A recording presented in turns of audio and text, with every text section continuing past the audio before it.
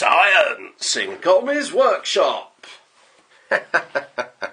So I'm on Zoom at the moment.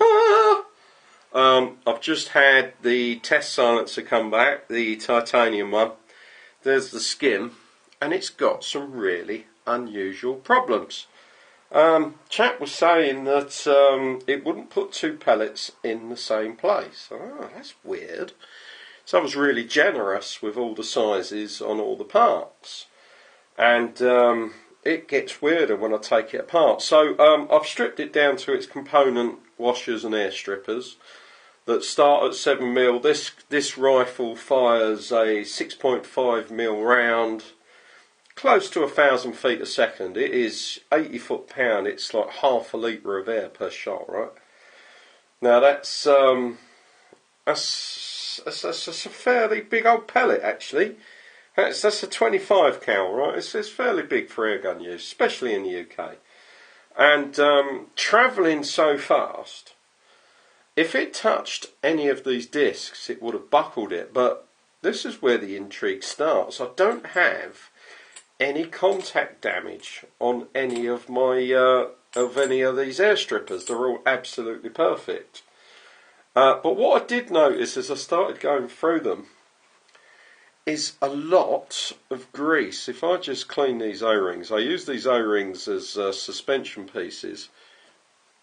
You see that sort of darky black mess on there, like I've been rubbing it on an old motorcycle engine. If I do the same to this,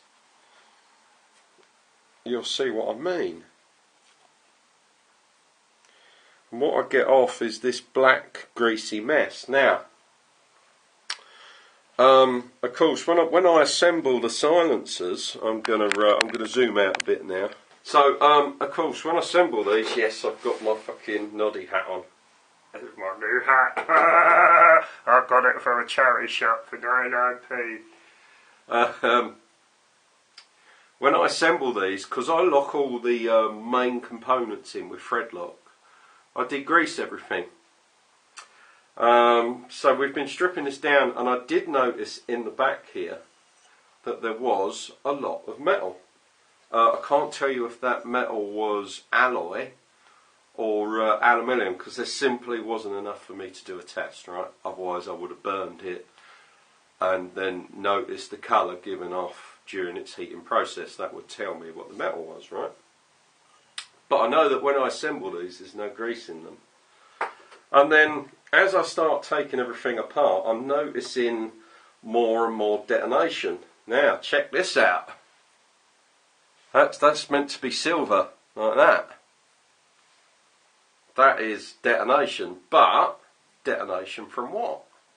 There's no way a pneumatic with a 3000 psi fill would have any grease anywhere in the system. Grease and compressed air, not a good match do they make, because that's how a diesel engine works. We put a little bit of lube in the bottom of the cylinder, we push a piston up against it really fast so it compresses that sort of lube, and the air heats up and ignites the lubricant, right?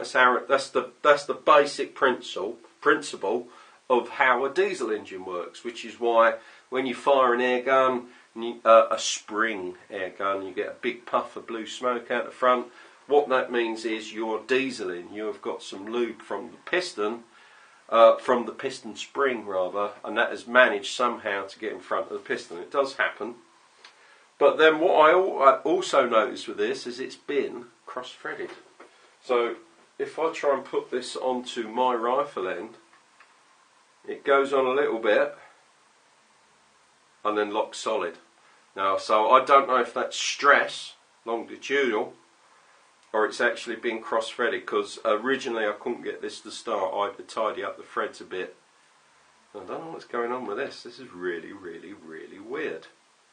So we're going to remake this part in phosphor bronze, and then because this is the 80 foot-pound day stake, we're going to go a completely different way.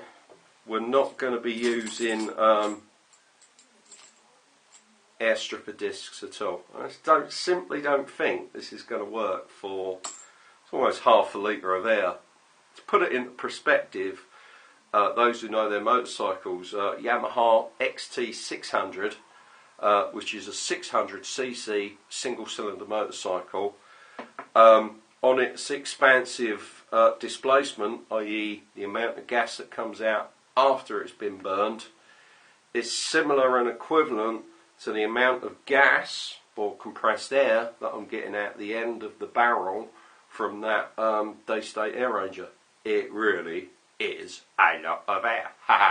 So we're going to move away completely from the discs, and we are going to do, seeing as we're talking about XT600s, we're going to do a motorcycle exhaust. So this silencer is going to have a tube running through the sensor. This is almost going to be like a barrel extension, but 0.25 bigger, right? Then what we're going to do with this is we're going to mill channels and slots like a superimposed shotgun silencer on your folding 410, for those who know what they are. Silence barrels, when they're made at the factory, when they're made properly, the actual genuine barrel is ported. But it's one, how we bring the velocity down, and two, it's where our silencer lives. That's where all our gas expansion and the energy and everything we're going to get rid of, right? So what we're going to do is we're going to port this. I'll probably do it in a spiral pattern, bit like a spiral ported paintball barrel, if you like. But instead of being ports, I'm going to mill straight across, and we're going to do those mills at an angle. And the reason I want a knife edge angle is as the gas passes that knife edge angle, I want it deflected off. And then what I'm going to do is I'm going to line the silencer with a sound absorbing material. This is turning out to be quite an interesting project, and I've never made a silencer for a rifle that was 80 foot-pound. I'm still waiting for old JD. Go and test that HMR job, man. I want to know what it's doing.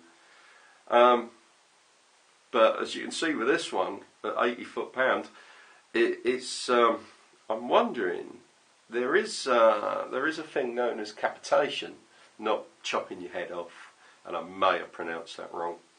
How can I explain it? You get it on aeroplane propellers, and you get it on boat propellers, where the tip of the propeller is travelling so fast it heats up, and basically it corrodes or melts or detonates because of the speed it's turning.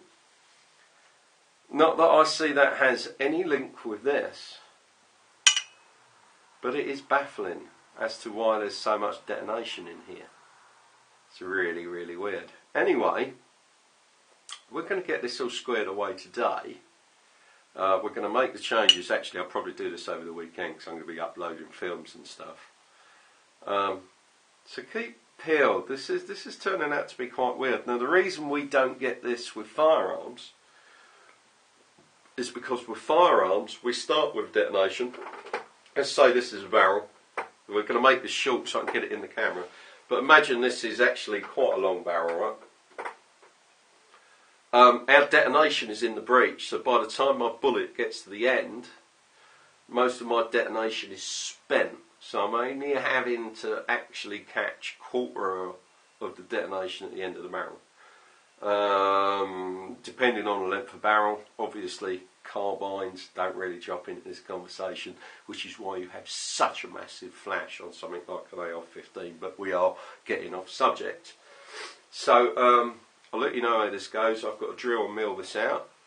I'll get my bloody barrel boring rig out, and we're going to do this to 7mm, which will give us 0.25 clearance all the way around the pellet.